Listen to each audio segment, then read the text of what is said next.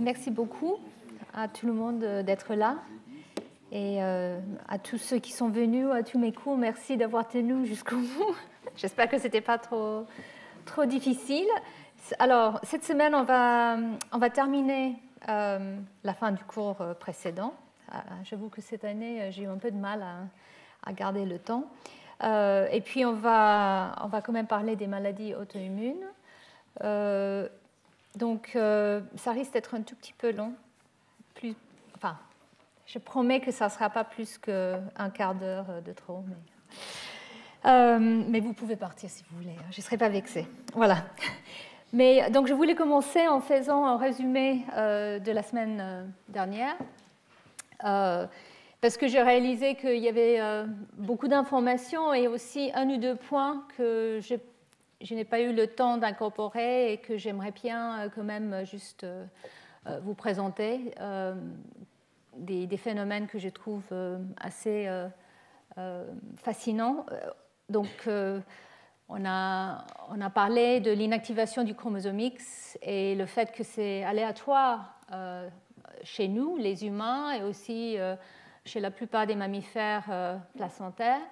Donc, c'est soit le X paternel, soit le X maternel qui est choisi au cours du développement pour être inactivé, réprimé. Et ce choix est presque aléatoire. Et donc, à partir de chaque cellule qui a inactivé ou qui a fait ce choix, ce choix est mémorisé. Donc, le même X restera inactif au cours des divisions cellulaires. Donc, ça, c'est l'épigénétique. On va pas reprendre tout ça. Mais ce mosaïcisme est très intéressant parce que, effectivement, la plupart des femmes ou des femelles mammifères sont des mosaïques, mais qui sont différents d'un individu à l'autre. C'est très différent. Et on a parlé un petit peu la semaine dernière de pourquoi. Alors, d'une part, il y a l'aspect un peu stochastique du premier choix de l'inactivation. Donc, quand il n'y a que, je dirais, une centaine de cellules au moment de l'embryogenèse où c'est mis en place, bien sûr, ce n'est jamais 50%, 50%, même si tout le reste est égal. C'est parfois un peu biaisé. Et ensuite, les cellules qui ont fait ce choix, en fonction du lignage et de l'organe, vont migrer et se mélanger avec d'autres cellules plus ou moins. Donc, on arrive à avoir des plages de cellules clonales qui peuvent être très différentes d'une femme à l'autre. Donc, je ne pense pas que Magritte avait pensé à ça quand il a vu ce tableau, mais j'ai trouvé ça génial quand j'ai vu ça. J'ai fait mon premier cours à Bruxelles cette année et je suis allée voir le musée Magritte. Et donc, voilà un tableau. Et ici, vous voyez un dessin d'un réel phénomène d'inactivation du X. Donc, un gène qui est sur le X qui affecte la production des glandes de sueur, et vous voyez comment les femmes se présentent avec des plages de peau où les glandes de sueur sont normales parce que c'est le X qui est actif, qui porte le gène sauvage qui est exprimé, et par contre d'autres plages de cellules où c'est le X actif qui porte le gène muté, et donc il y a un problème dans ces cellules. Donc voilà, le mosaïcisme est montré ici, et deux individus, deux jumeaux vont avoir un mosaïcisme qui est différent à cause de ces phénomènes dont je viens de parler, mais aussi, et ça c'est très important, il faut réaliser qu'en tout cas nous les humains, nous sommes extrêmement polymorphes. C'est grâce à ce polymorphisme que nous sommes si variés, mais quand il s'agit du chromosome X, c'est très intéressant parce que les deux X peuvent porter des formes différentes des gènes qui ne sont pas forcément des formes mutées, mais qui sont un petit peu variants. Et au cours du développement, l'expression d'un allèle ou l'autre peut influencer la manière que la cellule va se comporter, que ce soit la manière qu'elle va se diviser, la vitesse de division, ou même sa capacité de rester dans une lignage ou dans un tissu. Donc en fait, c'est l'interaction entre tous les allèles des 1200 gènes que nous avons sur le chromosome X qui va faire en sorte que nous avons le résultat de mosaïcisme chez chaque femme. Parce qu'il peut avoir une sélection secondaire au cours du développement et chez l'adulte même, qui fait que certains allèles sont contre-sélectionnés ou contre-indiqués. Donc, il y a des possibilités énormes de combinaisons, vous pouvez imaginer. Donc voilà, les femmes, les femelles sont mosaïques, sauf dans certains cas où il y a un allèle qui est muté et qui a un impact très nocif très tôt au cours du développement. Et là, on peut avoir effectivement des femmes qui sont quasiment 100% avec un chromosome X actif et l'autre inactif. Alors, je vous avais parlé aussi des avantages de cette inactivation aléatoire dans certains organes. Par exemple, dans le cerveau, on a parlé beaucoup de ça la semaine dernière, et le fait qu'effectivement, et je vous avais montré ces souris fluorescentes où un X produit un gène vert et l'autre X un gène rouge, et ça permet de modéliser un peu dans certaines parties du cerveau comment les neurones vont réagir à des stimulus.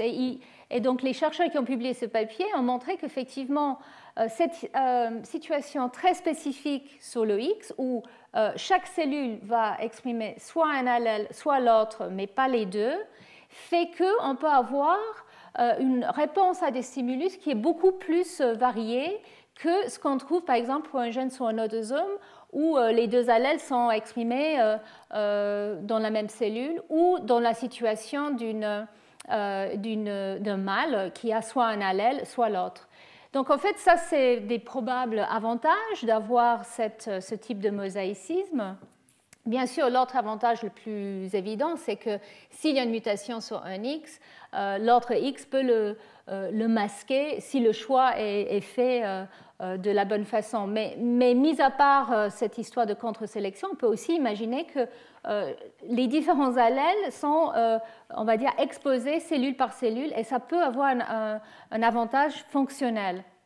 Mais il y a aussi des désavantages, et c'est ça que je ne vous avais pas vraiment présenté la semaine dernière. Je voulais quand même vous citer deux, c'est rare quand même, mais il y a quelques cas très intéressants où en fait une mutation sur le chromosome X ne montre un phénotype ou des symptômes que chez les femelles, que chez les femmes, pas chez les hommes. D'habitude, une mutation sur le X montre un effet chez les hommes de manière très aiguë, parce qu'il n'y a pas un autre allèle pour le masquer. Mais le cas contraire, où c'est que les femelles hétérozygotes qui montrent un phénotype, ça existe. Et je vais vous montrer ici deux situations où un gène sur le X est muté et les femmes ont un phénotype. Donc, c'est une femelle spécifique d'épilepsie qui affecte un gène qui est sur le X. Et en fait, ce sont des gènes qui sont impliqués en particulier dans les communications, les connexions entre les cellules. La plupart de ces maladies, en fait, sont liées à ça. Et donc, en fait, là où je vous dis que ça peut être un avantage d'avoir ce mélange de cellules, dans certaines parties du cerveau et pour certains types neuronaux, en fait, avoir un mélange de cellules qui produisent la protéine fonctionnelle et des cellules qui ne le produisent pas, peut avoir un impact très nocif. Et donc, il y a une forme d'épilepsie et de retard mental qui existe quand ce gène PCDH19 est muté sur un allèle.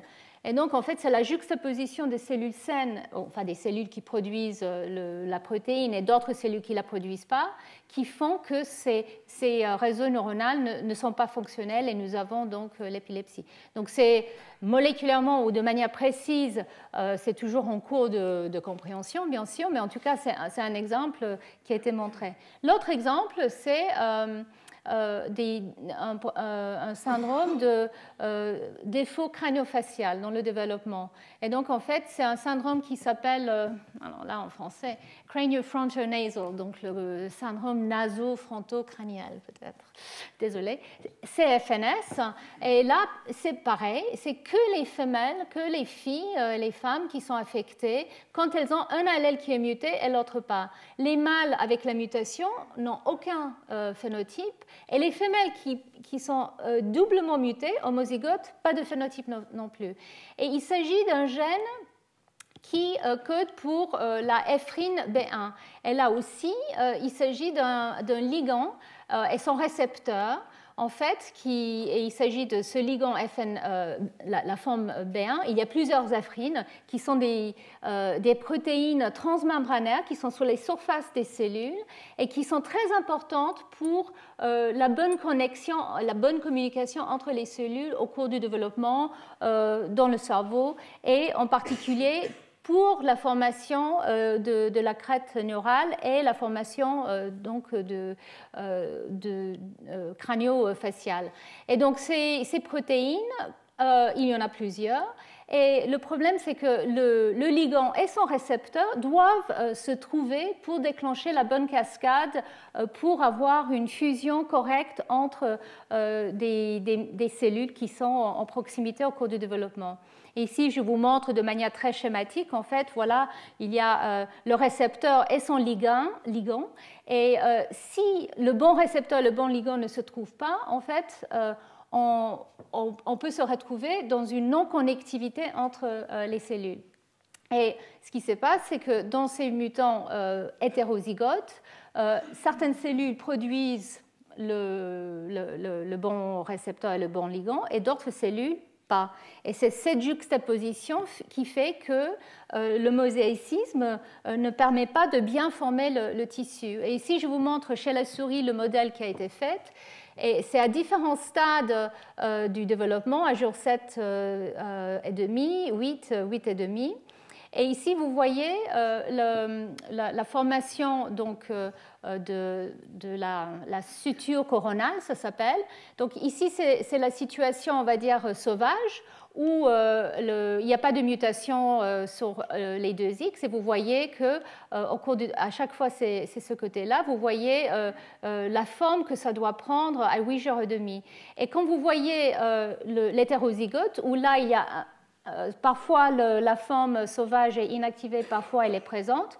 Vous voyez déjà ce mosaïcisme dont je vous parle, la éphrine B1, vous voyez ici des plages de cellules où elle est présente et d'autres où elle n'est pas. Et vous voyez déjà à 8 jours, il y a des problèmes par rapport à la situation normale de formation. Et à 8 jours et demi, vous voyez, j'espère très bien que en fait, la fusion ne s'est pas faite de la bonne façon. Donc en fait, cette juxtaposition des cellules sauvages et cellules mutantes donne un phénomène ou un phénotype très aigu pour ce type de gène. Donc c'est juste pour vous montrer qu'effectivement, ces juxtapositions dans des mosaïques peut donner des situations assez particulières, mais qui permet les chercheurs de comprendre comment la formation de ces structures doivent se former. Donc c'est quelque chose qui maintenant est utilisé pour justement modéliser comment ces molécules sont utilisées quand les cellules se rencontrent pour bien former les structures au cours de l'organogenèse. Donc, je vous avais aussi parlé des gènes qui ne sont pas soumis à l'inactivation. Il y a des gènes qui arrivent à échapper à l'inactivation. Certains de ces gènes ont un allèle aussi sur le chromosome Y, et c'est pour ça qu'il y a une copie qui échappe. Mais d'autres n'ont pas. Et certains de ces gènes échappent toujours, et d'autres peuvent varier entre des individus et même entre des tissus. Et donc, en fait, la question, c'est est-ce que cet échappement peut avoir un rôle? On a discuté un petit peu de ça la semaine dernière. Donc, pour certains de ces gènes qui sont impliqués très souvent dans les processus épigénétiques, il s'avère, on pense qu'ils ont peut-être un rôle justement pour le chromosome X dans le cas d'une femelle où il faut peut-être gérer l'inactivation du X et ses particularités. Et dans d'autres cas, il y a cet échappement variable. Et la question, c'est est-ce que c'est important ou pas? Est-ce que ça peut être utile d'avoir des gènes en double dose dans certains tissus chez les femmes, alors que chez l'homme, ça n'existe pas? Donc ça, c'est encore un débat et les questions restent ouvertes. Et aujourd'hui, avec ce que nous allons parler des maladies auto-immunes, vous allez voir qu'effectivement, peut-être c'est quelque chose qui est important. Et donc, il y a eu des publications qui suggèrent que cet échappement variable de l'inactivation du X varie beaucoup, est impliqué avec des déficiences intellectuelles. Et je vous avais parlé MSCP2 la semaine dernière, qui est impliqué dans le syndrome de Rett. Quand il est muté sur un allèle et sauvage sur l'autre allèle, on a des filles qui ont le syndrome du Rett. Une mutation chez les garçons est létale très tôt. Mais je vous avais montré que nous avons découvert dans mon équipe que dans certaines cellules dans le cerveau, on voit que MSCP2 échappe à l'inactivation. Et nous savons que les hommes qui ont une duplication de ce gène ont des problèmes aussi neuronaux et assez graves. Donc en fait, on se pose la question, à quoi sert cette double dose d'MSCP2 dans certaines cellules du cerveau? Est-ce que c'est un besoin très spécifique ou est-ce que c'est quelque chose qui pourrait être nocif et qui arrive un peu par accident parce que l'inactivation n'est pas suffisamment bien verrouillée? Donc voilà, c'est de ça que je viens de vous parler. Voilà, certains gènes qui peuvent échapper de manière variable, qui pourraient avoir soit des avantages, soit des désavantages pour le fonctionnement chez les femmes. Et donc, on va parler des gènes qui sont impliqués dans les maladies auto-immunes.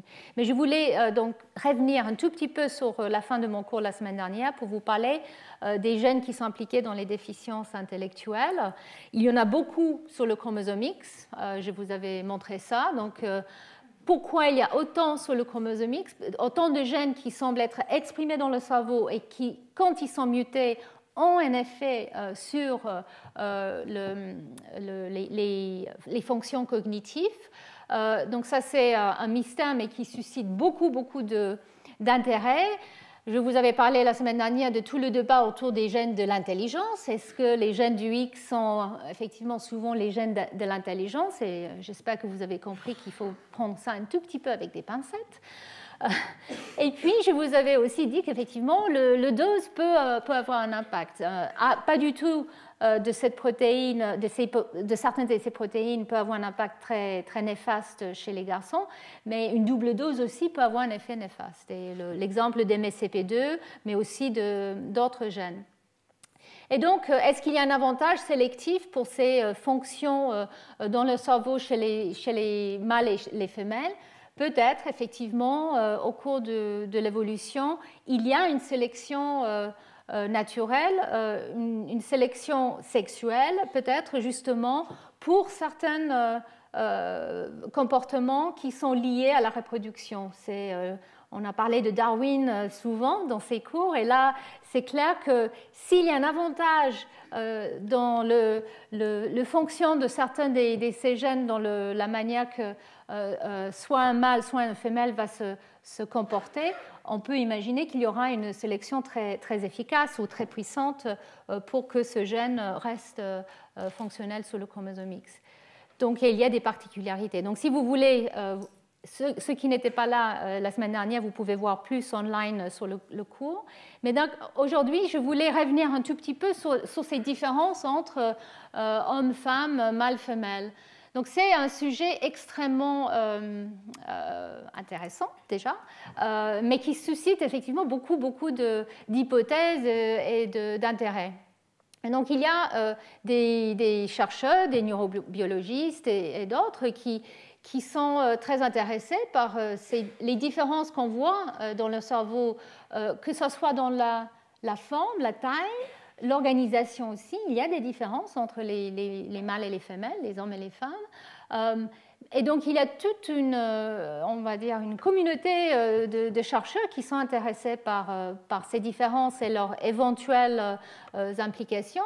Et puis, il y a beaucoup d'autres chercheurs aussi qui trouvent que la manière que ces études sont faites n'est pas suffisamment rigoureuse et qu'il y a beaucoup de biais qui rentrent dans les discussions de ces recherches qui peuvent avoir un impact dans la manière que cette recherche peut être conduite. Donc, il y a une absence d'objectivité, on va dire. Donc, c'est un domaine dans lequel moi-même je ne suis pas, mais en lisant, je réalise à quel point ça suscite beaucoup de débats. Et donc, par exemple, Cahill, qui est un neuroscientifique qui travaille justement sur les différences entre les cerveaux mâles et femelles, a publié plusieurs papiers et aussi des papiers d'opinion et de revues sur le sujet. Et ça vient en fait de son site web. Donc le fait que dans le cerveau, il y a effectivement des grandes différences, et en particulier, il y a certaines parties du cerveau, comme l'amygdale, je ne sais pas si on dit amygdale ou amygdala, mais en tout cas, qui est la région qui semble être très, très utilisée justement pour les émotions. Et donc en fait, le constat qui a été fait en faisant maintenant avec des outils d'imagerie extrêmement sophistiqués, c'est que les hommes et les femmes n'utilisent pas le même côté de leur cerveau pour la manière qu'ils utilisent pour récupérer des souvenirs d'événements, on va dire, émotionnellement importants. Donc en faisant des tests où des objets ou des souvenirs sont rappelés à des hommes et des femmes, on réalise que les réactions arrivent dans la même partie du cerveau, mais finalement, pour les hommes, c'est plutôt côté droite, et pour les femmes, c'est plutôt côté gauche. Alors c'est quand même assez énorme comme différence, donc la raison pour ça, je pense, reste quand même assez inconnue. Et ici, je vous montre le type d'étude qui est faite, donc avec une imagerie pour détecter l'activité neuronale de manière très précise et très puissante. Donc c'est quelque chose qui est fait maintenant presque de manière routinière, mais qui donne beaucoup d'informations fascinantes. Et donc, voilà, il y a effectivement des différences dans les parties du cerveau qui sont utilisées. Et la grande question maintenant, c'est à quel point ces différences d'activité dans le cerveau sont liées avec des différences de comportement. Et c'est là où c'est relativement rassurant d'un côté et étonnant de l'autre, c'est que finalement, pour beaucoup de comportements, les hommes et les femmes ont le même comportement tout en utilisant une partie différente du cerveau pour y arriver. Alors, il y a même des termes qui sont utilisés pour ça, la compensation ou la convergence, et qui a été proposé en fait par un Hollandais, un neuroscientifique hollandais, De Vries, qui a remarqué que dans des campagnols, c'est ça, Bowles, j'ai regardé avant, campagnols, les mâles et les femelles, après, donc en fait c'est dans des campagnols particuliers qui restent monogames. Et où le père s'occupe aussi des petits. Et donc les mères, en fait, après avoir mis bas, il y a un déclenchement de toute une cascade qui est déclenchée par justement la grossesse et d'avoir mis bas, et qui implique des hormones comme l'oxytocine. Mais les mâles, en fait, ils ont une partie du cerveau qui utilisait la vasopressine, et c'est quelque chose qui est beaucoup plus important chez les mâles que chez les femelles. Et en fait, avec des études, et là je vous fais un résumé très, très bref, et comme vous voyez, je ne suis pas du tout experte dans ce domaine, mais De Vries a vraiment décortiqué ce processus. Il a montré que, puisque les mâles n'ont pas ce déclenchement hormonal qu'ont les femelles quand elles mettent bas, mais ils doivent avoir le même comportement que les femelles pour s'occuper des petits, c'est-à-dire les ramasser, les mettre... Et donc, en fait, ils ont évolué une nouvelle manière de faire avec une autre partie de leur cerveau. Donc ça vous montre de manière très dramatique, même comportement, mais deux parties du cerveau différentes et deux voies complètement différentes. Donc voilà, ça c'est le processus de compensation. Et donc c'est pour ça que toute... l'excitation qui est liée avec l'imagerie qui peut montrer donc différentes parties du cerveau montre un dimorphisme sexuel, doivent être quand même prises en compte par rapport à l'output, enfin le comportement ou les fonctions qui vont avec, qui peuvent en fait finalement être assez similaires. Parce qu'au cours de l'évolution, il faut compenser pour, par exemple, effectivement, ce type de comportement. C'est pour la survie de cette espèce, il fallait bien que les mâles trouvent un moyen d'avoir le même comportement que les femelles. Voilà, donc juste pour continuer sur l'intérêt quand même dans ce domaine, je vous avais montré ça très rapidement la semaine dernière, mais c'est ici pour vous montrer que malgré cette compensation, il y a quand même des grandes différences dans les maladies neurologiques. Et le défi, c'est que ces différences qu'on trouve, donc, par exemple, qui sont plus fréquents chez les femmes ou plus fréquents chez les hommes, sont peut-être liés aux chromosomes sexuels et en particulier les gènes liés à l'X. Comme je vous avais dit, il y a beaucoup de gènes qui, quand ils sont mutés, donnent des retards mentaux. Et donc ça, c'est des phénomènes développementaux, on les voit apparaître très tôt. Donc effectivement, les garçons sont beaucoup plus souvent touchés par l'autisme, mais on voit aussi que certaines maladies, comme la schizophrénie, se manifestent différemment entre les hommes et les femmes au cours de leur vie. Chez les garçons, c'est la schizophrénie à très bas âge qui semble apparaître, alors que chez les femmes, c'est un peu plus tard que la maladie peut apparaître. Et puis aussi pour tout ce qui est addiction, drogue, alcool, etc. On parle des différences sexuelles. Mais le point clé ici, c'est que ça peut être une différence au niveau des gènes liés à l'X.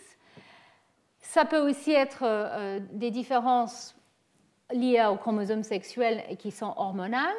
Ça peut aussi être lié au genre. Et bien sûr, le genre n'est pas le sexe biologique, mais quelque chose de beaucoup plus culturel. Et donc, les habitudes, les manières que les hommes et les femmes se comportent et la société les accompagne peuvent avoir un impact extrêmement important sur ce type de camembert et les raisons pour lesquelles, par exemple, les femmes semblent être beaucoup plus susceptibles à l'anxiété. Est-ce que c'est lié au double gène du X? Est-ce que c'est lié aux hormones ou est-ce que c'est lié à leur place dans la société? Et là, c'est même pas drôle, c'est une vérité qu'effectivement, les jeunes filles on va parler un petit peu du syndrome de Turner. Quand on prend des personnes qui ont des chromosomes sexuels surnuméraires, en fait, on réalise qu'effectivement, souvent, les filles vont se comporter d'une certaine manière parce qu'elles ont tendance à être beaucoup plus timides, donc timorées face aux médecins, etc. Donc, il y a tellement de variables, c'est très difficile de distinguer, surtout chez l'humain, et il faut être très... précautionneux dans les interprétations des origines de ces maladies, tout en sachant qu'il faut effectivement essayer de comprendre plus en étudiant tous les niveaux. Mais pour revenir au chromosome X, parce que c'est quand même le sujet du cours, à quel point on peut lier certaines de ces différences au chromosome X et aux gènes liés à l'X en regardant des anomalies, des aneuploïdies, quand on a un nombre de chromosomes qui n'est pas correct. Donc j'espère que vous vous rappelez du tout premier cours que je vous avais fait cette année, où on a parlé justement de l'importance d'avoir le bon nombre de chromosomes. Et les chromosomes sexuels sont quasiment les seuls où c'est tolérable d'avoir des aneuploïdies.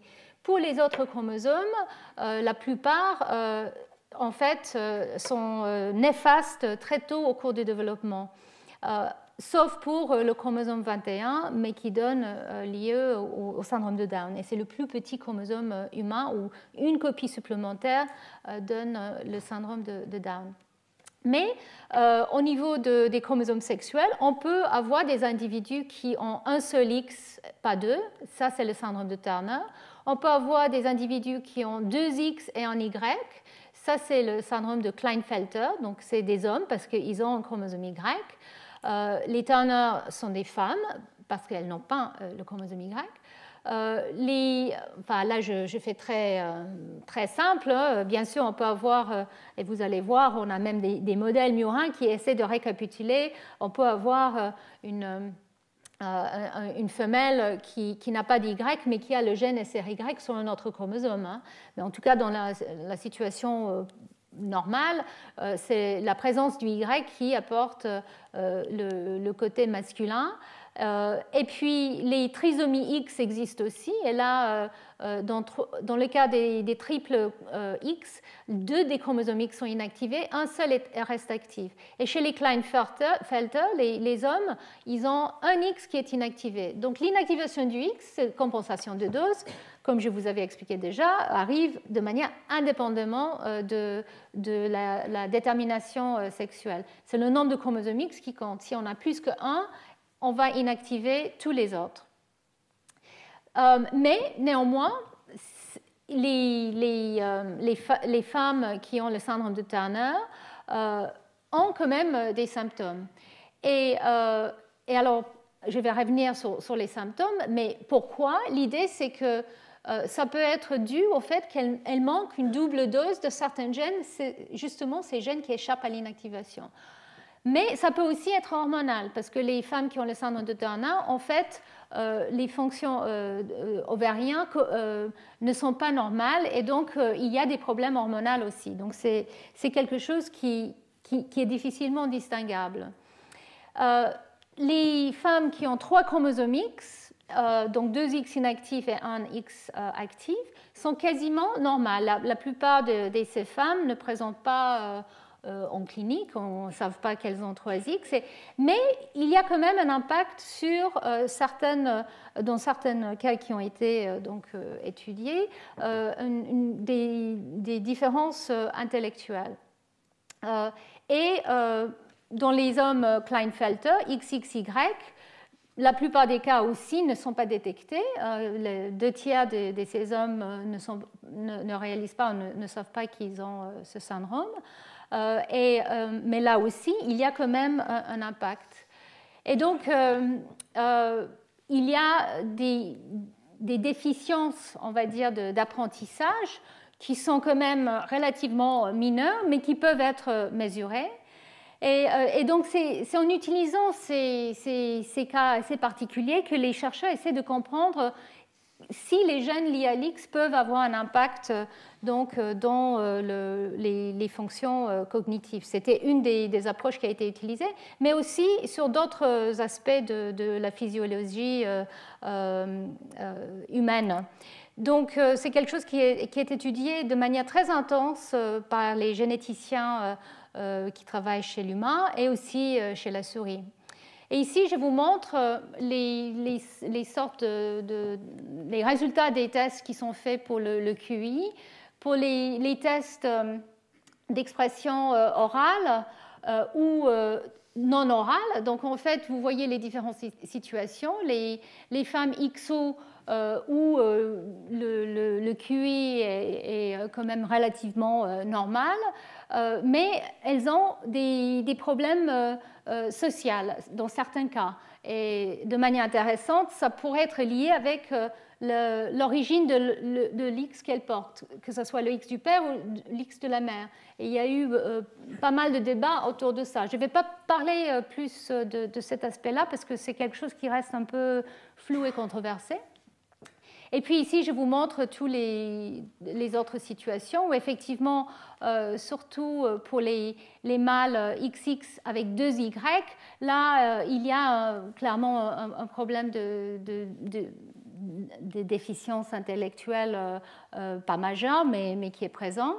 Et puis quand on regarde au niveau de l'autisme et aussi les syndromes d'hyperactivité, on voit qu'il y a des différences là aussi entre les syndromes de Turner, les personnes qui ont 2X et un Y, ou 2Y et un X, ou triple X, où là, il ne semble pas avoir un impact sur l'autisme, mais les XXY ont effectivement une fréquence d'autisme beaucoup plus élevée.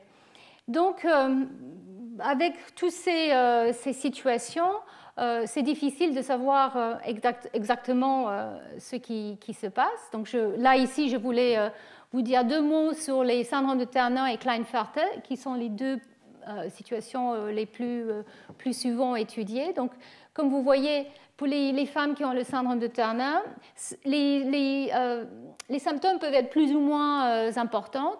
Et ça dépend aussi de du degré de mosaïcisme, parce que très souvent, les femmes XO ne sont pas 100% XO. Il y a certaines cellules qui ont aussi un deuxième X ou un bout du chromosome X. Et donc, ça complique un peu la situation.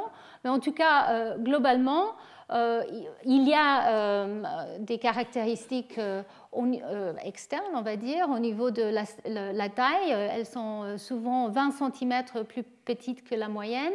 Et puis d'autres aspects. Elles sont stériles, effectivement. Mais au niveau de leur fonction cognitive, en fait, souvent, elles sont plus performantes quand elles sont jeunes, surtout pour tout ce qui est langage, phonologie, etc. Mais elles sont un peu moins performantes sur certaines fonctions comme l'apprentissage des nombres. Par contre, quand on regarde les mâles, les mâles qui ont le syndrome de Klinefelter, là, c'est un petit peu l'opposé. Eux, ils ont des déficits au niveau verbal, mais ils ont une capacité visuospatiale qui semble normale. Donc, en fait, il y a les deux côtés entre ces individus qui ont un X de moins ou un X de trop avec un Y. Mais le problème dans tout ça, et c'est pour ça que je voulais parler de ça, c'est qu'effectivement, il y a quand même des différences hormonales entre ces individus. Donc, est-ce que c'est le nombre de X qui est important, ou est-ce que c'est le fait qu'ici, il y a 2X et puis un Y dans un contexte où il y a quand même du testostérone, même si ces individus ont la formation légère de sein et ils n'ont pas forcément le développement des génitaux tout à fait normal. Et chez ces femmes, comme je l'ai mentionné, il y a pas les ovaires ne sont pas fonctionnels et donc en fait il y a clairement des différences au niveau de leur situation hormonale. Donc, comment distinguer l'impact des hormones par rapport à l'impact des gènes liés à l'X? Et il faut dire que depuis des décennies, les chercheurs, les médecins, et puis j'imagine aussi les philosophes et les autres, pensaient que toutes les différences entre les sexes étaient vraiment liées aux hormones. Et ici, je vous rappelle les schémas que je vous avais montrés déjà, je pense, mais en tout cas, voilà. Les individus qui n'ont pas SRY, que ce soit des XX ou les XXX, sont des femmes par défaut, forment des ovaires. Sauf que les individus XO n'arrivent pas à avoir une ovogénèse totalement normale parce qu'effectivement, elles n'ont qu'un seul chromosome X et il y a des gènes sur le X qui semblent être importants pour ces processus. Par contre, les individus qui ont un Y et donc SRY vont avoir la formation des testis et la production de testostérone. Bien sûr, il y a du testostérone qui peut être produit, qui est produit dans les deux cas. Mais en tout cas, c'est le testostérone qui va faire qu'on bloque la formation de différenciation sexuelle femelle et on va dans la voie masculine. Mais à quel point ces hormones impactent sur le cerveau? Donc, à quel point une femme XX a un cerveau qui est complètement féminisé et qui est donc typique d'une femme, et idem pour un homme. Et donc c'est là où ça restait, je dirais, relativement flou. Ici, je vous montre au cours de l'âge, entre les mâles qui sont les petits carrés et les femelles qui sont les petits ronds, les dynamiques des hormones au cours du développement. Au cours de la vie. Et j'espère que vous voyez, c'est extrêmement dynamique. Donc, à un très bas âge, il y a une sorte de pseudo-puberté, on appelle ça, où il y a le testostérone chez les garçons et l'estradéol chez les filles qui apparaît et qui ensuite baisse. Et c'est qu'au moment de la puberté où là, on voit les deux hormones très différentes entre les garçons et les filles au cours de la vie, et c'est après le ménopause où effectivement les femmes ont cette baisse d'œstrogène au cours de la vie. Donc en fait, c'est très dynamique, c'est très différent, et c'est que maintenant, enfin je dirais très récent, mais où les études moléculaires peuvent vraiment regarder l'impact des hormones sur le cerveau. Et donc, en fait, voilà, ça c'était la théorie classique, c'est que le testostérone fait un cerveau masculin et l'absence de testostérone fait un cerveau féminin. Ce n'est pas tout à fait aussi simple. Je n'ai pas le temps de rentrer dans tous les détails aujourd'hui, mais en tout cas, en utilisant surtout chez la souris et le rat les études maintenant moléculaires, on peut regarder où est-ce que les hormones agissent dans le cerveau et quels sont les gènes qui sont déclenchés de manière différentielle. Et on commence à avoir vraiment une idée beaucoup plus précise des cibles des hormones dans le cerveau et les comportements qu'ils peuvent produire. Et comme je le disais tout à l'heure, on voit des différences de comportement. Est-ce que c'est lié au nombre de X ou au nombre de Y, etc. Mais on voit que juste les hormones peuvent avoir un impact sur la manière que le comportement sexuel, l'agressivité maternelle, le comportement de reproduction des mâles, etc. Donc on commence à comprendre tout ça et on voit que les hormones sont très différents, l'impact des hormones est très, très important, mais il y a aussi une réalisation qu'il y a un impact des chromosomes sexuels qui est très important aussi sur la manière que le comportement et d'autres aspects physiologiques des individus peut arriver. Mais comment distinguer ? Et c'est là où la génétique de la souris a vraiment apporté des réponses importantes, parce qu'il y a deux modèles que les chercheurs utilisent chez la souris qui permettent de créer des femelles XX ou XY et des mâles XX ou XY. Comment ils font ? Donc ici, c'est pour vous montrer.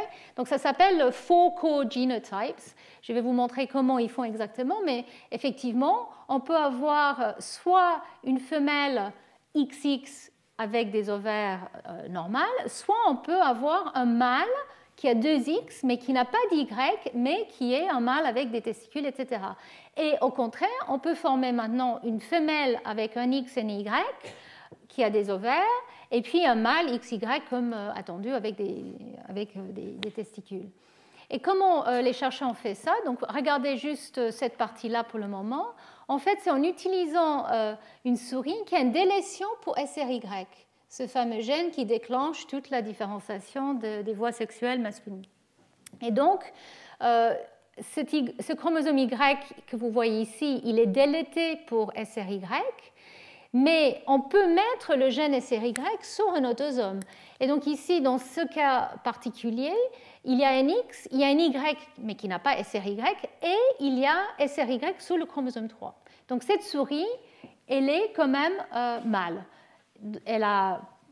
Son Y est délété pour SRY, mais il y a SRY ailleurs, donc il y a développement des testis.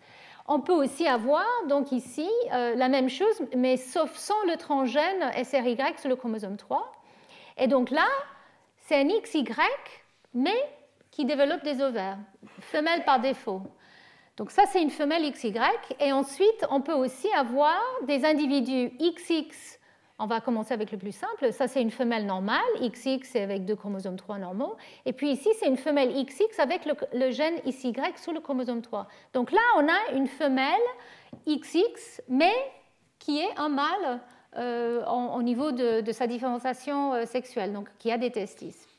Donc ça, c'est un cas, un ensemble de souris qui peuvent être utilisées pour distinguer les effets des hormones et des chromosomes sexuels.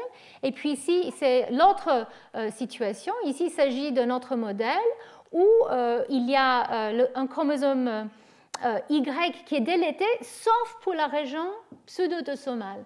Ça, c'est très important aussi, ce modèle, parce qu'en fait, ça veut dire la partie qui est semblable entre le X et l'Y, elle est gardée, mais le reste du Y est absent, y compris SRY. Et donc là, parce qu'il n'y a pas SRY, cet individu, il est XY, mais sans la plupart du Y que la région pseudo-autosomale qui reste, et donc c'est une femelle avec des ovaires. Et ici, vous avez l'autre situation qui est un individu avec deux X, mais qui a le chromosome Y collé sur un des deux X. Donc là, c'est un individu XX, mais avec des testis, parce que le Y est présent aussi. Donc voilà, je vous montre ça. J'espère que ce n'est pas trop confus, mais ça vous montre qu'on peut tout faire, en tout cas chez la souris. Et qu'est-ce qu'on peut faire du coup? Et c'est que ces modèles ne sont pas aussi utilisés qu'ils auraient pu l'être. Je pense qu'ils sont activement utilisés maintenant parce qu'on peut vraiment aller regarder au niveau des plusieurs aspects de la physiologie et du comportement. Et moléculairement, on peut étudier l'impact d'avoir deux chromosomes X ou d'avoir un X et un Y, mais chez une femelle, etc. Et donc, dans un papier qui a été publié par Richard Festenstein, ils ont montré qu'il y a énormément de différences entre les individus qui ont 2X ou un X au niveau de leur expression génique, et pas seulement au niveau du chromosome X, mais aussi partout dans le génome. Donc, il y a des gènes qui sont affectés par le nombre de chromosomes X qui sont présents. Et ils ont aussi montré que la présence des SRY peut avoir un impact aussi sur les gènes sur les autosomes. Et en particulier, maintenant on commence à réaliser que la protéine SRY, on pensait être juste utilisée pour la différenciation dans la lignée germinale chez les mâles. En fait, on voit que cette protéine peut aussi être exprimée dans le cerveau et peut-être à des cibles aussi dans le cerveau. Et donc, en fait, c'est un facteur qui peut réguler les gènes peut-être en dehors de juste la lignée germinale. Mais sans avoir ce type de modèle où on peut vraiment distinguer les impacts du X, du Y, de SRY et des hormones, on n'aurait pas pu voir ça. Donc on peut commencer à comprendre vraiment la nature du dimorphisme sexuel et ses origines au niveau des chromosomes sexuels. Et donc, je vais vous faire juste un résumé alors de ce qui a été trouvé au niveau du comportement. En fait, encore plus intéressant que des études sur le comportement. Il y a beaucoup d'études maintenant sur, par exemple, les maladies cardiovasculaires, l'obésité, où on peut vraiment voir à quoi sont dues les différences entre les sexes. Mais en tout cas, au niveau du comportement, on voit très clairement que les individus qui ont un seul X sont plus anxieuses, ont une tendance à avoir une réaction furtive beaucoup plus importante. Je ne connais pas tous les mots exacts de ces tests de comportement, mais il y a aussi des tests sur le comportement sexuel et les comportements sociaux, tout ça avec des souris dans les cages, avec des différents types de scénarios.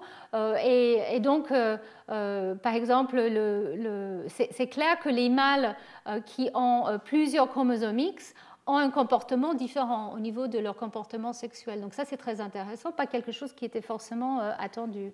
Et au niveau des fonctions ou du comportement social, on voit que les individus XO ont un comportement social qui est assez différent. Et ça colle pas mal avec ce qui était connu avec le syndrome de Turner, où effectivement, ces souris ont une tendance à aller regarder, renifler leurs voisines dans une cage beaucoup plus fréquemment, mais en fait, sont elles les fuient et elles n'aiment pas trop interagir.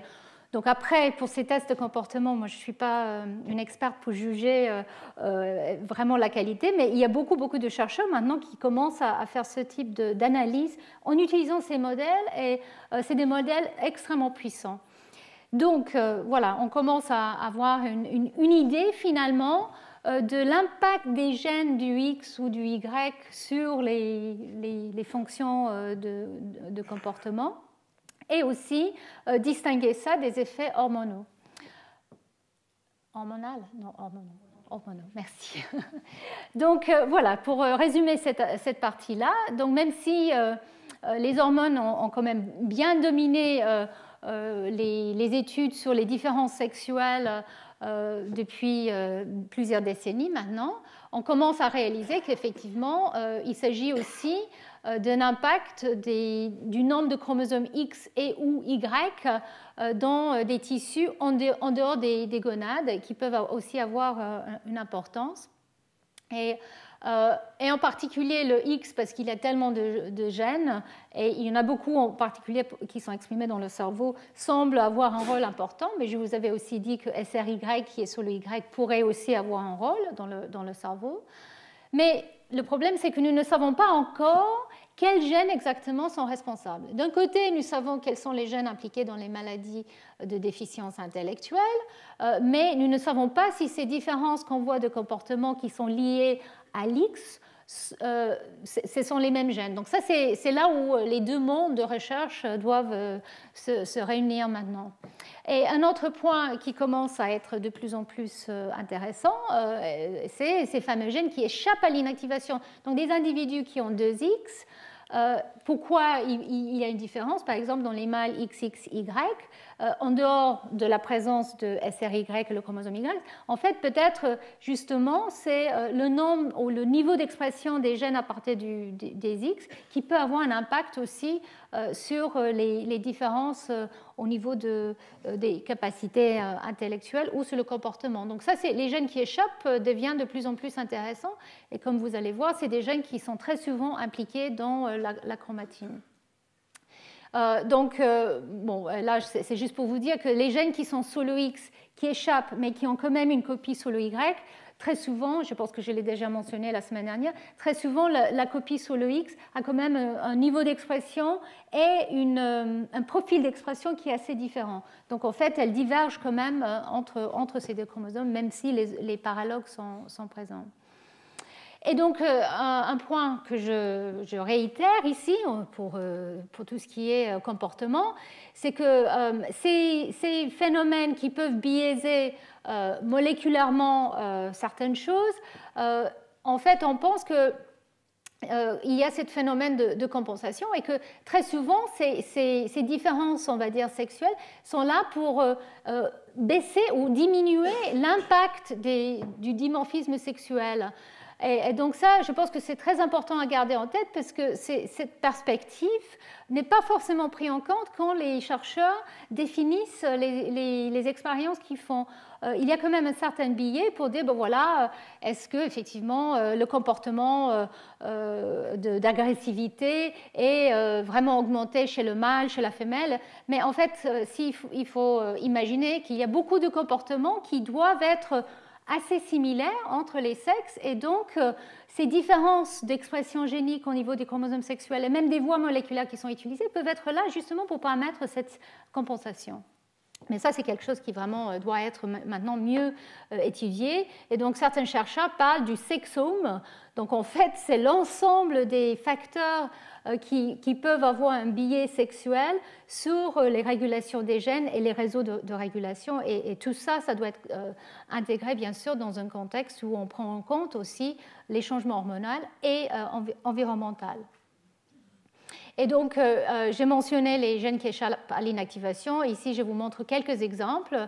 On a parlé de MSCP2 la semaine dernière, et je voulais quand même souligner qu'il y a beaucoup de gènes sur le X qui sont inactivés dans certains tissus, mais qui sont réactivés, et en particulier, on les trouve réactivés dans le cerveau, et qui sont impliqués dans la chromatine. Donc, d'où l'intérêt d'un éventuel impact beaucoup plus important dans le génome que juste au niveau du chromosome X. Donc, ces gènes qui échappent à l'inactivation pourraient avoir un impact beaucoup plus vaste sur le cerveau, sur les fonctions du cerveau, et ça c'est quelque chose que les gens commencent juste maintenant à étudier.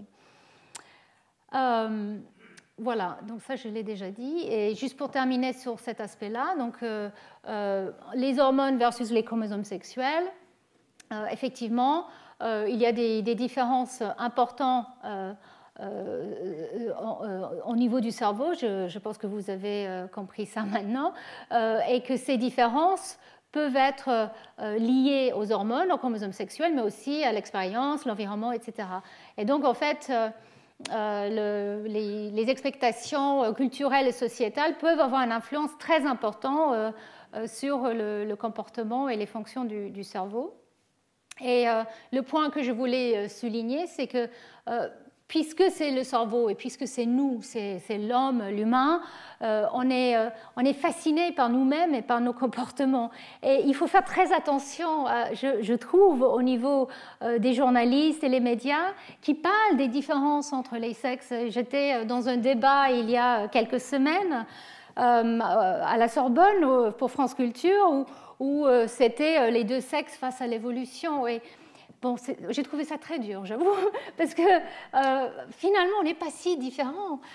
Mais il y a quand même des différences. Il faut faire très attention quand on parle, en tout cas, de la science, des scientifiques, de comment il faut définir ce qu'on doit mesurer, comment l'interpréter. Et le cerveau, plus que tout autre organe, semble susciter beaucoup de fantaisie, on va dire. Voilà. Donc, je reviens au sujet du cours, qui est quand même maintenant les maladies auto-immunes. Je commence en vous parlant des biais dans les maladies chez l'humain qu'on trouve de plus en plus entre les hommes et les femmes. Donc, je viens de vous dire qu'on est tous si semblables, mais on est quand même biologiquement différents, c'est incontestable au niveau de notre physiologie et au niveau des maladies auxquelles nous sommes susceptibles. Et ici, je vous montre les différences mâles-femelles pour les maladies cardiovasculaires avec l'âge. Donc, au début, c'est surtout les hommes qui ont une fréquence plus importante de problèmes, mais les femmes, en fait, dépassent les hommes après le ménopause.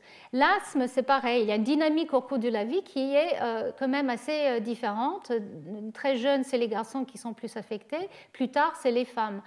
Et pour les maladies auto-immunes, c'est là où c'est absolument impressionnant la fréquence de certaines maladies auto-immunes qu'on trouve chez les femmes. Donc ici, c'est le pourcentage des femmes affectées. Vous voyez, pour certaines maladies, c'est presque 100% chez les femmes qu'on trouve ces différences. Alors, donc ici, je résume en mots et en schéma ce que je viens de vous dire, que c'est différent au cours de l'âge, hein, que ce soit in utero, avant la puberté, pendant l'âge de reproduction ou à l'âge plus avancé, il y a des différences pour différentes maladies. Le cancer aussi, différents types de cancers affectent les hommes et les femmes différemment, et les maladies auto-immunes de manière très flagrante. Et on a déjà parlé des maladies neurologiques. Et donc, je voulais souligner qu'avec les modèles murins dont je vous avais parlé, mais aussi maintenant, chez l'humain, maintenant qu'on peut regarder tout le transcriptome entre individus, et je vous avais parlé de ce papier magnifique qui est sorti la semaine dernière, enfin, la semaine dernière, je vous avais parlé de ce papier magnifique, où on voit les différences d'expression des gènes au niveau du X, mais aussi au niveau d'autres chromosomes, et on voit qu'il y a jusqu'à 6000 gènes, des 23 000 en total chez l'humain, qui sont exprimés de manière différentielle entre les hommes et les femmes. Et ça peut être dû aux hormones et aux gènes qui sont sous le X et l'Y. Mais je voulais souligner ici, je reviens sur ça à la fin du cours, que la plupart des essais cliniques sont faits que sur les hommes. Et alors, on reviendra sur ça, mais je pense que c'est un point qui est extrêmement important et qui est en train d'être, on va dire, révisité activement. En tout cas, pour les maladies auto-immunes et pour tout ce qui est système immunitaire, donc les maladies infectieuses aussi, on voit qu'il y a des grandes différences. Donc, comme je l'ai dit, les maladies auto-immunes sont très fréquentes chez les femmes, beaucoup moins fréquentes chez les hommes. Par contre, certaines maladies infectieuses sont beaucoup plus fréquentes chez les hommes, moins chez les femmes. Donc, il y a des grandes différences entre les femmes et les hommes pour tout ce qui est lié au système immunitaire et aussi pour les cancers. Et ici, je vous montre de manière plus claire les différentes maladies auto-immunes et la proportion des femmes affectées versus les hommes en moyenne. Et vous voyez, comme je l'ai dit, il y a certaines maladies qui sont quasiment 90% que chez les femmes. Et on va parler plus particulièrement de deux de ces syndromes, le lupus et le syndrome de Sjögren. Je ne sais pas comment l'appeler, donc on va l'appeler le syndrome SS après. Et donc, bien sûr, le fait d'avoir deux copies des chromosomes X peut être prédisposé à ces maladies auto-immunes. Donc, ici, c'est les 25, parmi les 80 maladies auto-immunes qui sont connues, ici sont montrées les 25 où il y a le biais chez les femmes. Et le lupus que j'ai mentionné, c'est 80% des cas sont des femmes. Mais il y a d'autres maladies comme la sclérose en plaques, la maladie de Grave et puis l'arthrite rhumatoïde. Donc, quelle est la base de ces différences? On revient sur les mêmes questions que pour les maladies neurologiques. Est-ce que c'est au niveau de certaines fonctions intrinsèques? Donc les différences dans la réponse immunitaire peut sous-tendre ces maladies auto-immunes. Ça peut être aussi des facteurs liés à la reproduction, mâle, femelle. Donc ça peut aussi être un point important, et en particulier chez les femmes, la grossesse peut avoir un impact. Les facteurs externes, l'environnement peut bien sûr avoir un impact sur la susceptibilité des maladies auto-immunes. Et donc, il y a un vrai besoin de vraiment étudier ces maladies de manière très précise, comme pour les maladies neurologiques dont on a parlé tout à l'heure. Donc ici, c'est les ratios qui sont montrés encore, mais je vous donne la définition de ces maladies auto-immunes en 1963. Donc, c'est les maladies, c'est une gamme de maladies où la réponse immunitaire aux antigènes, auto-antigènes, détruit différentes parties du corps, différents tissus, entraîne le dysfonctionnement. Donc, c'est des maladies qui peuvent être légères ou très graves et qui peuvent varier beaucoup avec l'âge. Et ici, je vous montre de manière un résumé des différents facteurs. On a parlé de l'environnement, on a parlé des fonctions reproductives, bien sûr, la puberté qui est différente entre les garçons et les filles, la grossesse, le microchimérisme, où en fait le fœtus, les cellules d'un fœtus chez la mère peuvent avoir un impact sur le développement de maladies auto-immunes, mais en fait là on devrait plutôt parler de maladies allo-immunes parce que ce n'est pas les cellules de la mère, c'est les cellules du fœtus, mais souvent ils sont groupés dans le même contexte. Bien sûr, les hormones ont un impact, on le sait, très important sur certaines de ces maladies, la réponse immunitaire, et puis bien sûr la génétique et les chromosomes sexuels, et c'est de ça surtout que je voulais vous parler maintenant. Donc ici, ça résume un peu ce que je viens de dire, c'est que c'est une combinaison d'impact environnemental et de composants génétiques qui semblent donner lieu à ces maladies. Donc même s'il y a une prédisposition chez des familles, on peut avoir des cas extrêmement variés d'affectation entre les individus. Et je vous avais parlé effectivement de l'impact des hormones, etc. Donc, les deux cas dont je vais vous parler aujourd'hui sont le lupus et ce syndrome de Sjögren. Et donc, ici, je vous remontre le fait que ça soit probablement une maladie liée à l'X. En fait, non, je vous montre ça pour la première fois, en fait. Parce qu'en fait, les chercheurs ont regardé les individus qui présentent avec triple X ou les Klinefelter qui sont XXY. Et donc, en fait, les personnes XXX ont 2 à 3 fois plus de possibilités d'avoir ces maladies auto-immunes par rapport aux femmes normales XX. Et donc, en fait, ici, dans les deux cas, les femmes XXX ou les femmes XX, le développement sexuel et les hormones est tout à fait normal. Donc ça suggère que ce n'est pas hormonal, que ce n'est pas l'impact des hormones qui prédispose à ces deux maladies auto-immunes. Donc c'est quelque chose qui a attiré l'attention intensive des scientifiques. Ici, je voulais quand même vous montrer de quoi il s'agit. Donc cette maladie, je pense que vous avez tous entendu parler. On appelle ça le lupus et qui est associé avec très souvent des éruptions cutanées, des problèmes cardiaques, des problèmes au niveau des reins, des problèmes aussi neurologiques et au niveau du sang. Donc en fait, c'est tout un tas de symptômes qui peuvent apparaître au cours de la vie de ces femmes et qui peuvent être plus ou moins gérés, traités de manière symptomatique, mais pas au niveau de la base de cette maladie. Et puis ici, c'est l'autre syndrome dont je vous avais parlé. Et là, c'est d'autres d'autres symptômes tout à fait. C'est au niveau de la peau, des yeux, il y a une sécheresse généralisée et ça a un impact sur la vision, des toux chroniques, un impact aussi sur les bras, les jambes et les problèmes de thyroïde. Donc là aussi, la cause n'était pas connue, mais semble avoir quand même un composant génétique puisque c'est vraiment lié au nombre de chromosomes X, il semblerait, mais aussi un phénomène environnemental parce que c'est souvent déclenché après un virus ou une infection bactérienne. Donc, l'idée des études que je vais vous présenter, c'est d'essayer de comprendre vraiment pourquoi ces phénomènes se déclenchent chez les femmes et voir comment pouvoir développer des traitements appropriés.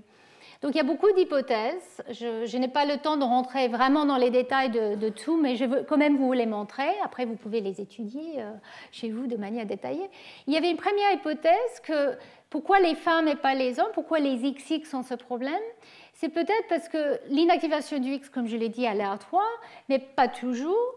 Et si au moment où... et donc, en fait, l'idée, c'est que notre système immunitaire a évolué pour justement nous défendre contre l'impact des pathogènes, etc., mais parfois peut se retourner contre nous. Et retourner contre nous quand il y a une protéine, une molécule qui n'est pas reconnue. Et l'inactivation du X peut cacher peut avoir, enfin, le X qui est inactivé peut produire des antigènes cachés, si vous voulez. Donc, en fait, pour m'expliquer mieux, c'est qu'il y a une activation du chromosome X qui peut être aléatoire, mais qui peut être un peu biaisée. Et c'est dans le thymus que, normalement, les cellules qui présentent l'antigène contre soi sont éliminées, justement pour ne pas déclencher une réaction immunitaire contre soi-même.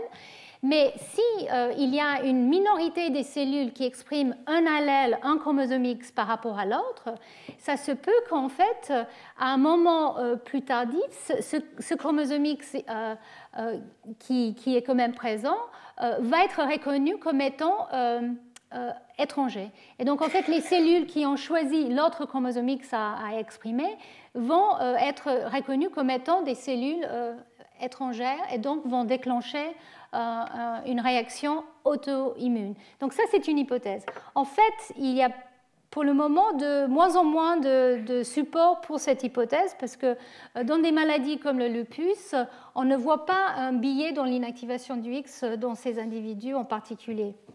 Donc les autres possibilités sont qu'il y a une haploinsuffisance, c'est-à-dire il y a des gènes sur le X qui doivent vraiment être en double copie pour déclencher ce processus d'auto-immunité. Ça semble pas très facile à imaginer, sauf si on imagine qu'effectivement, très rapidement, enfin, que dans les individus qui développent ces maladies, il y a beaucoup de cellules qui ont perdu un X. Et donc, il n'y a qu'un X présent et pas l'autre. Et qu'il y a des voies impliquées dans le système immunitaire qui ont besoin de 2X.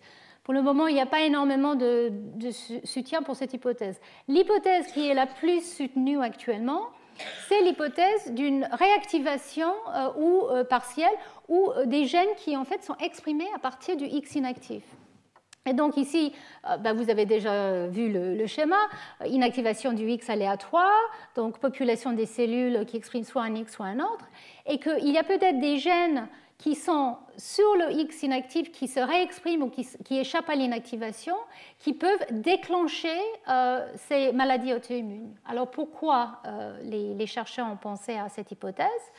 Donc là, je reviens sur les différents scénarios. Donc les femelles normales, les Klinefelter XXY, les trisomiques XXX ou les syndromes de Turner-XO. Et donc, en fait, comme je l'ai dit, la gravité de ces maladies semble être liée au nombre de chromosomes X qui sont présents. Plus on a de X, plus on a une possibilité, une chance, enfin la fréquence d'avoir ces maladies augmente. Donc, l'idée, c'est que peut-être c'est vraiment lié au nombre de X, et les syndromes de Turner ont très rarement le lupus. Donc avoir un seul X semble protéger contre ces maladies auto-immunes. Et donc l'idée c'est que peut-être le X a des gènes qui sont impliqués dans les fonctions immunitaires. Et ici, je vous montre le modèle que je vous avais montré tout à l'heure, ces modèles où on peut avoir des mâles qui sont XX ou des mâles XY ou des femelles qui sont XY et XX. Donc, c'est les mêmes modèles que pour les tests de comportement. Et ces modèles ont montré qu'effectivement, c'est vraiment le nombre de chromosomes X qui est le déclencheur de ces maladies. Et que ce n'est pas hormonal, on peut éliminer l'hypothèse des hormones au niveau du déclenchement. Donc c'est le nombre de chromosomes X. Et alors, qu'est-ce qu'il y a sur le chromosome X qui pourrait être impliqué dans ces maladies? Et en effet, il y a beaucoup de gènes sur le X qui sont impliqués dans les maladies, qui sont impliqués dans les voies du système immunitaire. Je vous montre ici une sélection. Apparemment, c'est la densité la plus importante des gènes impliqués dans le système immunitaire se trouve sur le X par rapport aux autosomes. Et donc la question, c'est est-ce que ces gènes doivent être régulés de manière correcte dans le système immunitaire et que dans des maladies auto-immunes, peut-être ces gènes qui justement en copie surnuméraire ou en expression dérégulée pourraient déclencher ces maladies. Et que ce changement d'expression de ces gènes pourrait justement être associé avec la gravité de cette maladie. Et donc, si on regarde ces gènes et comment ils sont exprimés dans des femelles en santé versus les femmes avec la maladie ou les hommes, parce qu'il y a quand même des hommes qui ont le lupus, il a été montré que, par exemple, pour ce gène ici, c'est des 40L, clairement, il y a une augmentation de l'expression de ce gène dans les femmes qui ont le lupus. Et le modèle peut-être le plus puissant qui a été utilisé, c'est un modèle qui s'appelle la souris IA, qui est un mâle et qui développe de manière très fréquente les symptômes de lupus. Et donc en fait en 2006, il a été montré que cette souris mâle en fait a une translocation d'une partie du chromosome X qui fait qu'un gène, TLR7, est présent sur le Y. Donc ces souris, c'est des mâles, mais elles ont ce gène en double copie. Et donc ces souris qui ont TLR7 sur le chromosome Y, 100% de ces souris vont développer le lupus. Donc tout de suite, ce gène est devenu un centre d'intérêt pour les chercheurs. Et je vous montre ici plusieurs papiers qui sont sortis. Je vais revenir brièvement sur certaines. Mais donc, en fait, les réponses immunitaires semblent être aggravées ou augmentées dans des souris soit qui ont une duplication de ce gène, soit cette translocation dont je vous avais parlé. Et même avec des transgènes où on peut avoir une dose encore plus importante, il a été montré qu'effectivement, ça a un impact très important sur les fonctions immunitaires. Alors, c'est quoi ce gène? Donc ici, j'ai plusieurs diapos qui sont un peu denses, mais c'était quand même pour vous montrer pourquoi ces gènes sont importants. Donc, en fait, c'est des récepteurs Toll-like qui sont impliqués, donc c'est les récepteurs immunitaires, et qui sont justement des protéines qui sont sur la surface, les membranes des cellules qui sont impliquées dans le système immunitaire, les leucocytes. Donc, c'est les cellules sentinelles, comme les cellules dendritiques ou les macrophages. Et donc, ça, c'est dans le système d'immunité inné, mais aussi dans le système adaptatif. Et donc, il y a plusieurs de ces gènes qui sont présents dans le génome. Et ces protéines sont utilisées justement pour la défense contre les pathogènes et les microbes, que ce soit des bactéries ou des virus. Donc, ces gènes ont été appelés Toll-like receptors après le gène Toll chez la drosophile qui a été identifié par Nusslein-Volhard et qui ont une structure protéine semblable. Et donc, le système immunité inné est quelque chose qui est très conservé dans différents strata, les mouches drosophiles, même les plantes ont ce système d'immunité innée. Et ces facteurs semblent être impliqués dans ces processus. Et donc l'idée, c'est qu'elles sont là justement pour détecter la présence soit des protéines, les structures moléculaires qui apparaissent, soit issues des bactéries, ou soit des virus, que ce soit des ARN ou des ADN. Donc en fait, les ligands de ce type s'associent avec ces récepteurs, et ça peut déclencher donc le processus immunitaire. Et donc, on les trouve en action au cours des infections, bien sûr, mais aussi elles sont utilisées pour des vaccinations. Donc, il y a, comme je l'ai dit, plusieurs TLR, et la TLR qui nous intéresse en particulier sur le X, il y en a deux, TLR7 et TLR8. Et toutes les deux, ces récepteurs semblent être plus impliqués dans la reconnaissance des virus et de l'ARN simple bras ou double bras des virus, des infections comme HIV par exemple. Et la question qui s'est posée depuis pas mal de temps, c'est est-ce que ces récepteurs qui sont impliqués typiquement dans les réponses inflammatoires stéréotypées, est-ce qu'ils pourraient aussi être impliqués dans les maladies auto-immunes où il y a une réaction inflammatoire assez chronique et généralisée?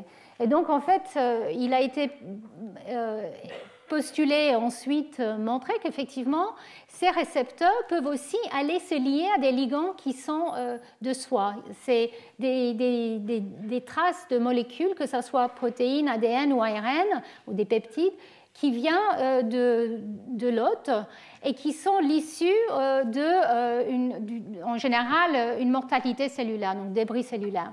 Et donc, en fait, normalement, quand il y a une inflammation ou une infection, élimination des cellules nécrotiques, dégradation par des nucléases, tout ça est éliminé, mais dans certaines situations, il a été montré qu'effectivement, on peut avoir une accumulation de ces molécules, ces ligands qui viennent de soi et qui peuvent être reconnus en particulier par ces TLR, TLR7 ou TLR9 qui n'est pas sur le X. Et donc, au niveau de l'ARN et l'ADN, il semblerait que ces deux récepteurs-là qui sont importants. Donc, tout ça pour vous dire que, et je pense que je vais aller plus vite, tout ça pour vous dire qu'effectivement TLR7, son fonction normale est de détecter l'ARN viral ou des rétrovirus endogènes, dont on en parlait l'année dernière, qui sont parfois réactivés dans des situations comme l'inflammation. Mais effectivement, le TLR7 peut aussi reconnaître des molécules qui sont issues des cellules qui ont été détruites, donc le débris apoptotique qui peut être donc reconnu et pris en charge par ces récepteurs dans les endosomes, et ça peut déclencher une réaction immunitaire qui peut être plus ou moins régulée, mais qui peut aller cibler des cellules saines dans le corps si ce n'est pas régulé. Et le mystère, en tout cas pour moi, dans tout ça, c'est que le dosage de TLR7 semble vraiment être important. Quand on a deux doses de TLR7, on commence à avoir une possible hyperactivation de ces voies et un déclenchement de l'interférone qui va déclencher donc les réactions auto-immunes. Donc tout ça pour vous dire que TLR7 semble être très impliqué dans les infections viraux, mais aussi très impliqué dans les maladies auto-immunes, et le niveau d'expression des TLR7 semble être clairement impliqué. Et donc ça, c'est un des papiers que je vous avais cité, où en fait ils ont joué avec les doses de TLR7. Ils ont montré qu'un tout petit peu plus de TLR7 peut promouvoir les lymphocytes autoréactifs. Alors, avec une spécificité toujours pour les ARN, mais on ne sait pas de quel ARN il s'agit, mais en tout cas des ARN qui sont issus des cellules du hôte. Et puis, une augmentation encore plus importante de TLR7 peut avoir un impact fatal dans ces modèles murins et avec une dérégulation des cellules dendritiques très importante. Donc, ce type d'étude montre à quel point il faut réguler l'expression de TLR7 de manière correcte pour avoir un déclenchement qui est normal pour se défendre, mais pas trop important pour déclencher un système auto-immune. Et donc ici, c'est pour vous montrer que les chercheurs commencent à comprendre exactement quelles cellules sont impliquées. Donc c'est les cellules folliculaires dendritiques qui retient les auto-antigènes, le complément et les auto-anticorps qui font que dans des systèmes auto-immunes, ils vont aller attaquer d'autres cellules avec ce bagage. Donc, tout ça pour vous dire qu'il y avait beaucoup de données qui suggéraient que ces gènes étaient impliqués dans les maladies auto-immunes et en particulier dans le lupus. Et il y a eu une étude qui est publiée cette année par une équipe en France qui montre qu'effectivement TLR7 échappe à l'inactivation du X dans les cellules immunitaires. Ici, je vous montre, ça a l'air compliqué, mais en fait, c'est relativement simple. Ils ont simplement pris des cellules, simples cellules, à partir de plusieurs femmes, soit des femmes XX, soit des hommes XY, ou soit des hommes XXY. Et ils ont regardé dans les cellules B et d'autres cellules, les lymphocytes, monocytes et des cellules dendritiques, quel est le niveau d'expression de TLR7 et à partir de quel allèle vient l'expression. Donc, ils ont utilisé une technique que je ne vais pas vous décrire, qui s'appelle CASP. En tout cas, ils ont pu regarder pour chaque allèle de TLR7, parce qu'il y a des polymorphismes chez l'humain, dans différents types cellulaires, cellules B, monocytes, etc. Quel est l'allèle qui est exprimé? Est-ce que c'est l'allèle, on va dire, paternel, l'allèle maternel, ou est-ce que les deux allèles sont exprimés? J'espère que vous voyez ici, quand c'est un allèle ou l'autre, on voit en vert ou en bleu près de ces axes. Et puis au milieu, on a toutes les cellules bialléliques. Et dans tout type cellulaire dans le système immunitaire, ils ont trouvé des cellules qui expriment les deux allèles en même temps. Donc, et ce pourcentage pouvait aller de quelques pourcents jusqu'à plus que 30%. Et quand ils ont regardé par fiche, ils ont aussi vu qu'effectivement, il y a une expression à partir du X inactif. Ici, je vous montre des cellules où on détecte l'ARN d'existe en vert et on détecte le gène TLR7 en rouge. Et vous voyez qu'au sein du chromosome X inactif, on voit l'expression de ce gène. Et puis ailleurs dans le noyau, on voit aussi l'expression sous le X actif. Donc là, c'est bien des cellules qui sont bialléliques. Et ils ont même montré que dans ces cellules qui expriment les deux allèles, il y a plus de protéines. Ils ont produit un anticorps contre la protéine TLR7 et comme ça, ils ont pu mesurer le niveau de protéines. Ils ont montré qu'effectivement, les femmes avaient plus de protéines TLR7 dans leurs cellules du système immunitaire que les hommes. Et ils ont regardé aussi les individus XXY, les Klinefelter, qui sont plus prédisposés aussi au lupus. Et ils ont trouvé la même chose, qu'effectivement, il y a une expression biallélique de TLR7. Donc effectivement, TLR7, c'est un gène qui échappe à l'inactivation. On trouve plus de TLR7 protéines et ARN chez les femmes et chez les hommes XXY. Et on trouve ça dans tous les types cellulaires regardés, dans les cellules B. Et ils ont trouvé aussi que l'augmentation de cette protéine est vraiment différente entre les leucocytes mâles et femelles. Et quand ils ont regardé en stimulant les lymphocytes pour voir in vitro quel est l'impact, ils voient qu'effectivement, il y a une surexpression de TLR7 qui a lieu aussi. Donc, ils ont vu qu'au sein de chaque individu, quand ils ont regardé les différents types cellulaires, ils avaient un niveau d'échappement qui était assez semblable. Entre individus, ça pouvait varier, mais au sein de l'individu, il y avait un taux d'échappement qui était assez stable. Mais ils n'ont pas regardé pour voir si, dans différents contextes, stress, âge, etc., on pouvait avoir une augmentation de cet échappement. Parce que même si c'est important, 20 à 30%, c'est quand même pas 100%. Alors, qu'est-ce qui fait que ça déclenche effectivement cette maladie auto-immune? Mais en tout cas, voilà, c'est pour vous dire que clairement, ces récepteurs qui semblent être clairement liés à ces maladies auto-immunes. Maintenant, la question est pourquoi ces gènes échappent à l'inactivation?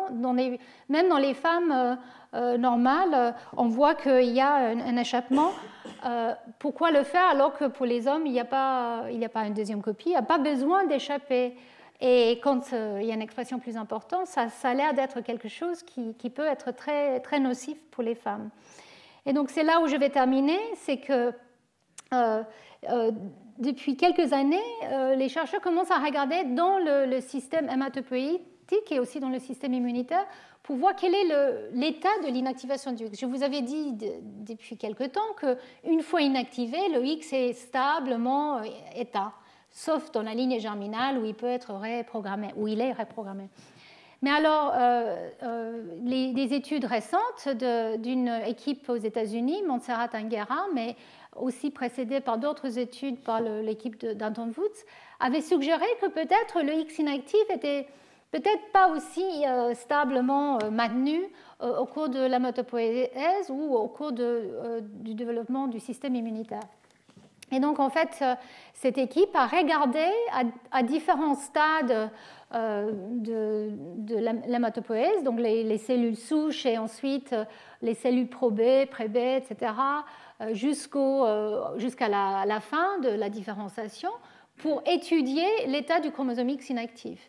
Et tout d'abord, ce qu'ils ont montré, c'est qu'en fait, l'ARN existe, disparaît à partir du X inactif. On n'a plus une décoration du X inactif à ce stade ici, dans les cellules pro-B. Et cette disparition est maintenue jusqu'à très tard, mais ça réapparaît à la fin de la différenciation dans les plasma cells. Donc en fait, il y a une perte d'existe et puis un regain d'existe plus tard. Au niveau des molécules d'existe, il est toujours là. Ils ont mesuré la quantité de l'ARN existe en utilisant d'autres techniques que l'hybridation in situ. Et on voit que le gène est bien exprimé. Simplement, l'ARN ne décore pas le chromosome X comme il faut. Et ils ont regardé plus récemment quel est le degré d'enrichissement des marques épigénétiques comme la méthylation de la lysine 27 de l'histone 3, l'ubiquitination d'H2A, toutes ces marques dont je vous avais parlé il y a 2 semaines. Et ils ont montré qu'effectivement, quand on perd XIS dans les cellules pro-B, on commence à perdre les marques épigénétiques aussi progressivement. C'est plus tard que la perte existe. Donc, dans les cellules pro-B, on a encore presque 100% des cellules qui sont marquées par H3K27 triméthyle, par exemple. Mais petit à petit, vous voyez qu'effectivement, on baisse ce niveau pour que finalement le X inactif, il est assez dénudé de ces marques hétérochromatiques. Donc ça, c'était vraiment une grande surprise pour nous tous. Hein. Mais finalement, quand on regarde la littérature, c'est intéressant de voir qu'effectivement, les lymphocytes quiescentes semblent avoir une chromatine facultative qui est décondensée. Donc, l'état général de la chromatine dans tout ce processus, de tout le génome, est très dynamique et change.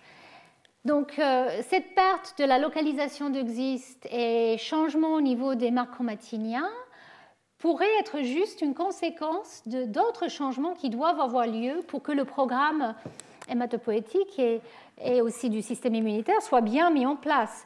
Donc, c'est un peu symptomatique que le X inactif aussi, il perd un peu ses moyens.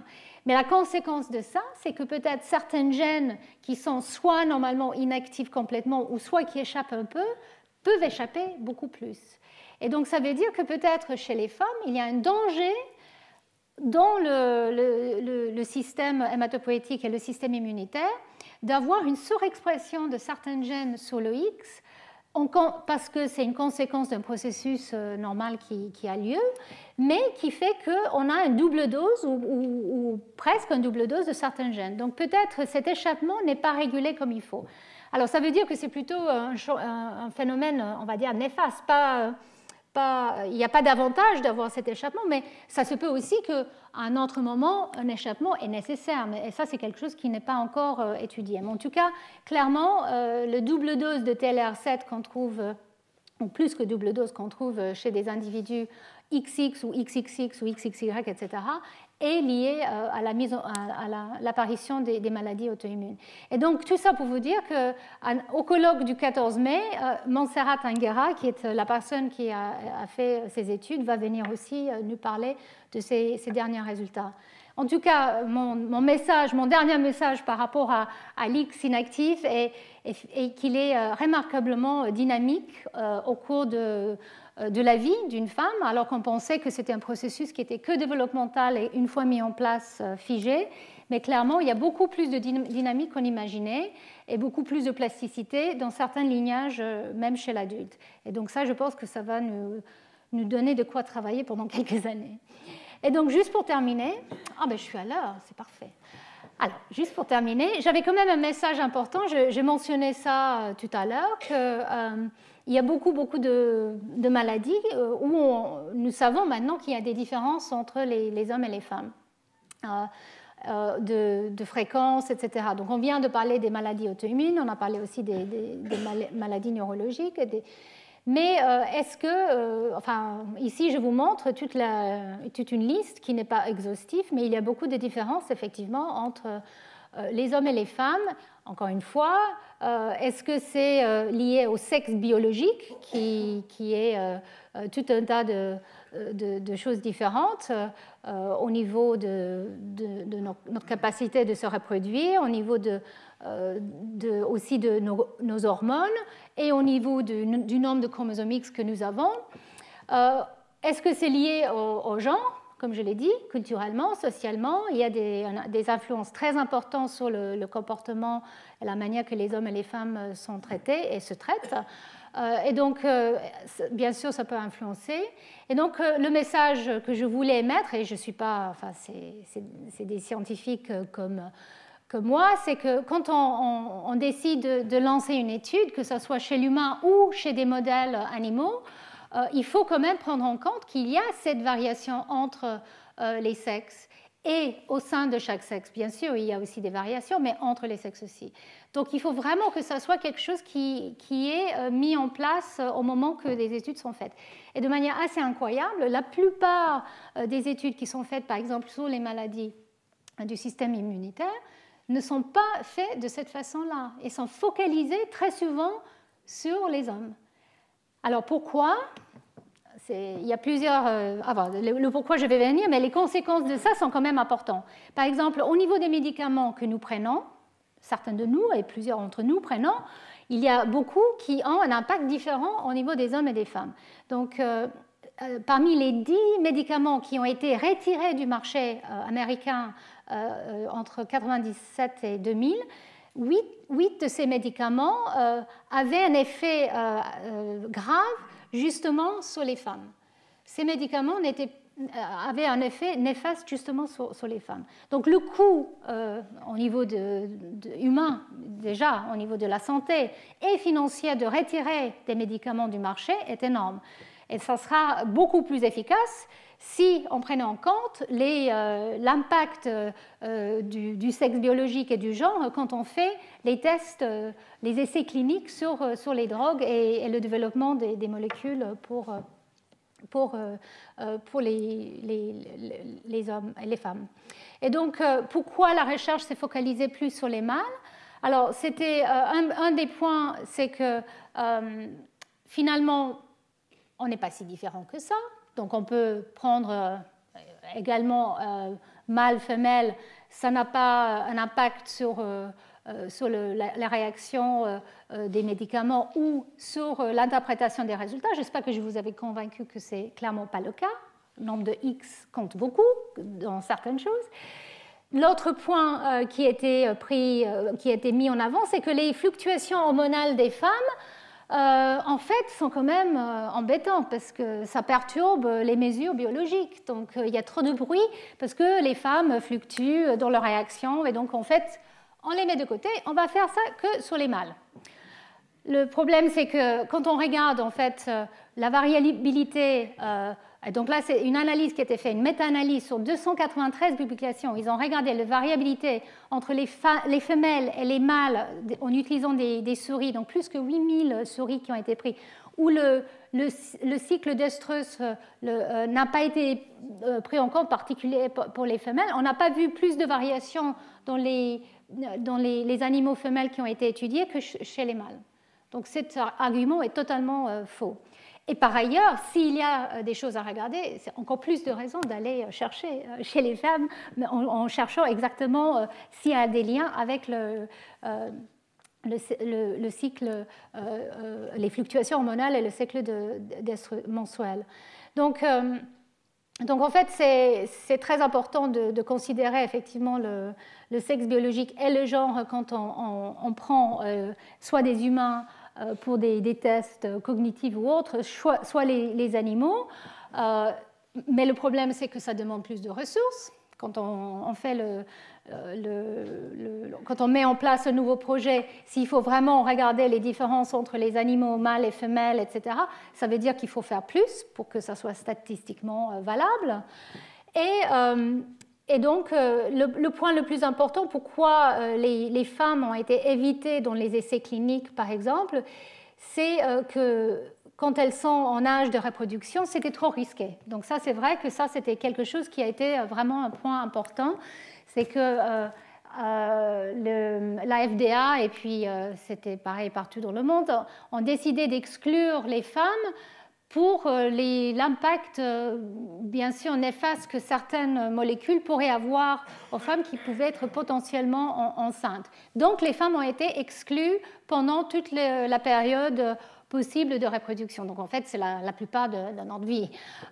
Et donc, maintenant, ça veut dire que pour les médicaments, les femmes sont très souvent traitées comme des petits hommes parce que, en fait, le médecin va donner le médicament en fonction de notre taille et notre poids. Et donc, puisqu'on est souvent un peu plus petite, en fait, on est juste des petits hommes quand on est traité. Donc, j'espère qu'après mes 5 cours de cette année, vous avez réalisé que les femmes sont un peu plus que juste des petits hommes. Voilà. Et je termine sur ce message que je pense est très, très important aujourd'hui. On parle tous de médecine personnalisée, médecine de précision. Si on veut vraiment faire une médecine de précision, il faut quand même qu'on revienne un peu à la base et dire, ben voilà, si on veut traiter chaque individu, il faut faire autant des hommes et des femmes. Et donc, en fait, c'est quelque chose qui doit vraiment être pris en considération. Et malheureusement, et je peux vous le dire, parce que je vois ça moi-même quand les projets sont mis en place autour de moi, très souvent, les gens ont tendance à vouloir exclure les données chez les femmes parce que les 2X, il y en a une qui est inactive en plus, donc c'est compliqué à analyser, donc on exclut. Voilà. Donc, si on veut vraiment que chaque individu dans notre société soit traité de manière précise, ça veut dire qu'on doit être traité différemment afin d'être traité de manière égale. Voilà. Donc, je termine le cours en vous montrant que les femmes sont bien des mosaïques. C'est encore une femme mosaïque que je vous montre ici, Marie Curie. Et pour ceux qui sont intéressés par, en particulier, toute la partie du cours sur le chromosome X chez les mammifères et le mosaïcisme et l'impact, je peux aussi vous conseiller un livre qui a été écrit par une des grands spécialistes de l'inactivation du X et du chromosome X chez l'humain, en particulier Barbara Majan.